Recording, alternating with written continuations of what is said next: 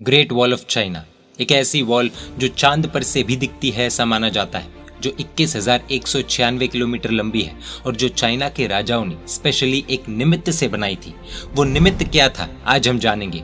शायद इतिहासकारों ने जैन धर्म के साथ कुछ न कुछ नाइंसाफी तो की ही है। आज उस नाइंसाफी का पर्दाफाश भी करेंगे। जानने के लिए बने रहिए इस वीडियो के अंत तक और जैन धर्म की सुंदर बातें जानने के लिए हमारे चैनल को सब्सक्राइब कर दीजिए। अशोक महाराजा को तो सब जानते हैं, कलिंग के युद्ध को भी सब जानते हैं। उस युद्ध ने अशोक राजा को बौद्ध धर्मी और चुस्त धर्मी बनाया था। उनके पाठ पर ऐसे तो अधिकार राजकुमार कुणाल का था, परंतु एक दुर्घटना ने कुछ और कर दिया। नियति में जो लिखा होता है वो होकर ही रहता है। कुणाल जो राजा बनने के लिए योग्य था, उसकी सौतेली माता ने एक प्रयोग से उसे अंधा बना दिया था और इसीलिए वो राजा नहीं बन पाया। इस कारण सम्राट अशोक ने अपने दूसरे पुत्र, जिसकी माता ने राजकुमार कुणाल को अंधा बनाया था, उसे युवराज पद दे दिया। समय जाने पर राजकुमार कुणाल का विवाह हुआ और उनके यहाँ एक बालक का जन्म हुआ। उस बालक को लेकर वे अशोक राजा को बताने के लिए गए। अशोक राजा ने पूछा कि ये बालक कौन है। कुणाल ने कहा कि ये मेरा बेटा है। राजा अशोक ने पूछा कि ये कब हुआ। कुणाल ने कहा कि संप्रति यानी कि अभी हुआ है।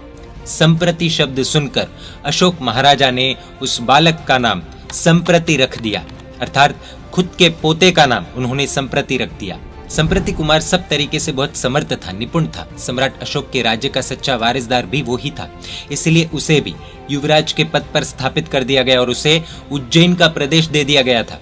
इस तरह से एक राज्य में दो युवराज बने। सम्राट अशोक बहुत दीर्घ दृष्टि वाले थे। उनकी मृत्यु के बाद साम्राज्य का झगड़ा न चालू हो जाए, इसलिए उन्होंने अलग अलग साम्राज्य कर दिए थे।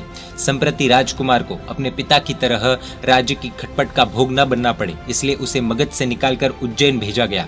संप्रति ने अपने मां के प्रतिबोध से और आचार्य श्री सुहस्ती सूर्य जी महाराज साहिब के उपदेश से जैन धर्म का स्वीकार किया। माता ने किस तरह प्रतिबोध दिया था, एक माता का एक बेटे के जीवन में क्या रोल होता है, भौतिक उपलब्धियों के अंदर और आध्यात्मिक उपलब्धियों के अंदर माँ कब खुश होती है, उसे जानने के लिए एक अलग प्रस्तुति हम कभी और प्रस्तुत करेंगे। कुणाल ने अपने बेटे संप्रति को उज्जैन में अच्छी तरह से स्थिर करके खुद का जीवन शांति से बिताने के लिए आज के पाकिस्तान में आई तक्षशिला नामक जगह पर वे चले गए। वहां उन्होंने धर्म आराधना के लिए एक बड़ा जिन विहार बंधवाया था, जिसे आज भी तक्षशिला के खंडेरों में हम सिरकाप नाम का जो विभाग है उसमें कुणाल के स्तूप के तौर पर देख सकते हैं। सम्राट संप्रति ने युवराज काल में और राजा होने के बाद अनेक जिनालयों का निर्माण करवाया, जिन बिंब स्थापित करवाए। जैन धर्म का प्रचार भी उन्होंने किया और जैन धर्म की अद्भुत प्रभावना भी की थी। इतना ही नहीं, युवराज काल में पश्चिम और दक्षिण भारत के राज्य उन्होंने जीते और पूर्व में तो इतना फैलाया कि हुआंग डायनेस्टी के जो राजा थे उन्होंने इनके आक्रमण से घबराकर the great wall of China बनाया था। हम सोचते हैं कि आज ये ड्रैगन हम पर भारी पड़ता है, लेकिन एक ऐसा समय था जब हम इस ड्रैगन पर बहुत भारी पड़ते थे। हिमवंश थवीरावली में ऐसा उल्लेख है कि सम्राट अशोक का देहांत वीर संवत 240 में हुआ था, इसलिए उसी समय संप्रति उज्जैन की गादी पर बैठे और वहां के राजा बने। उन्हें मगध राज की पाटलिपुत्र की गादी पर बैठना अनिवार्य था, परंतु वहां उनका कोई परिचित नहीं था और विरोधी बहुत ज्यादा थे।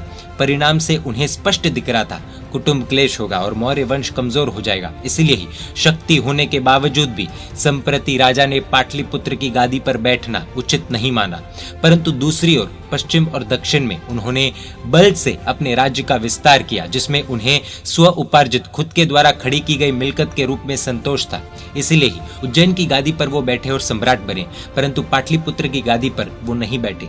इसीलिए राजा कौन होगा उस बात पर राज्य में आंतरिक क्लेश चालू हो गया और अंत में 3 साल के बाद वीर संवत 243 में पुण्यरत नाम के राजा पाटलिपुत्र की गादी पर आए। उनका दूसरा नाम दशरथ भी था।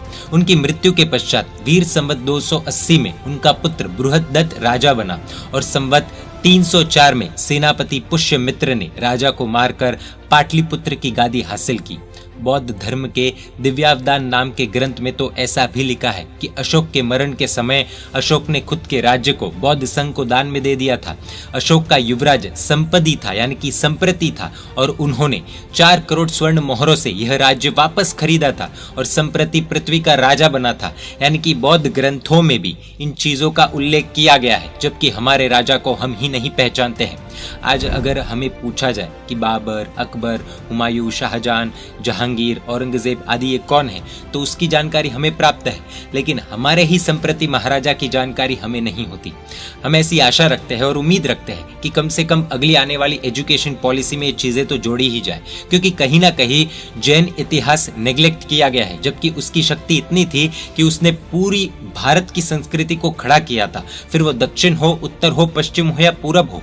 एक और उल्लेख पुराणों में मिलता है, जिनके अंदर बंधु पालित संगत सप्तति और संप्रति नाम दिए गए हैं। संप्रति महाराजा के समय में सिक्कों के अंदर ऊपर संप्र नीचे ती ऐसे शब्द लिखे हुए होते हैं, और सिक्कों की दूसरी ओर हम गहुली में जो सिद्धशिला बनाते हैं, दर्शन, ज्ञान, चारित्र के जो प्रतीक बनाते हैं, और किसी किसी सिक्कों में तो स्वस्तिक भी मिलते हैं।